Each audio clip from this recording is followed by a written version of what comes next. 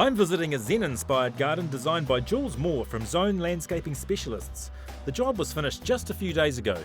Her brief was to maximise a clay slope, creating a functional garden space with an influence of Zen elements, including boardwalks, rockery and appropriate planting.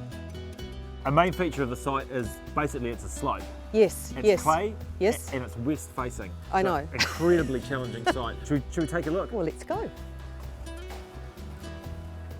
Well, here we are. I guess this is the first landing in the ascent to the top of the garden. The first thing that really stands out, really are the sort of unusual plants. I had this growing in my nursery for some time and it's quite gnarly, and so I chose this as a feature as you're coming up the stairs. This is a Loropetalum, and in these crevices in between these stairs and rocks we've got all these little surprises coming up that are bulbs that aren't Japanese or anything like that, but it's just a nice fresh colourful surprise when spring comes around.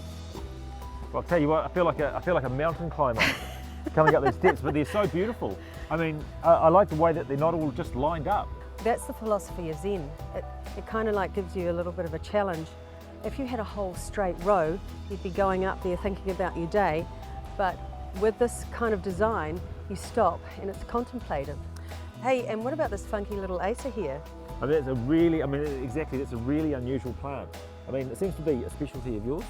Well, I didn't actually grow this, it was grown by another grower, but I really love its uniqueness. Yep. And that would have taken years to get like that, because as it would have needed to be trained each sort of like turn and curve to get to that stage. And it's going to be a real feature of the garden. Yeah.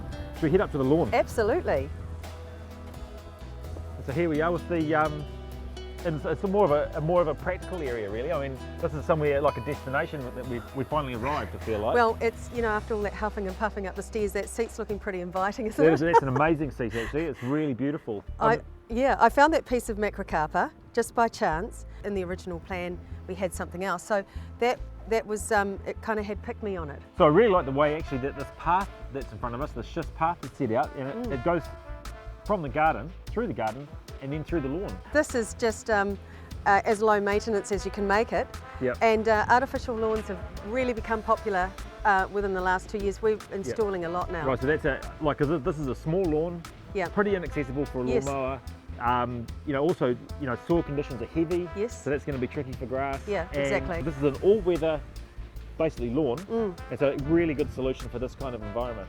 Looking at the plants in this area too, I mean, obviously the coral maple is absolutely aren't they beautiful. gorgeous? That's right, it's amazing to have that in the garden in winter. Well, I think once it gets up a little bit more, it's going to be striking. And doesn't the bamboo just set it off?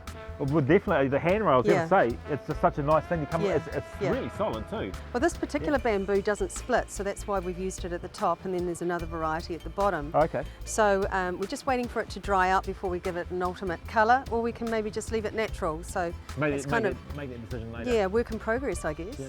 So for you, what was the most successful part of this garden? I love the planting and the rock formation together. Plants and rock, I would say. I guess you could say, Justin, the garden works pretty well on all levels. You can especially say that about this garden, definitely. Thank you.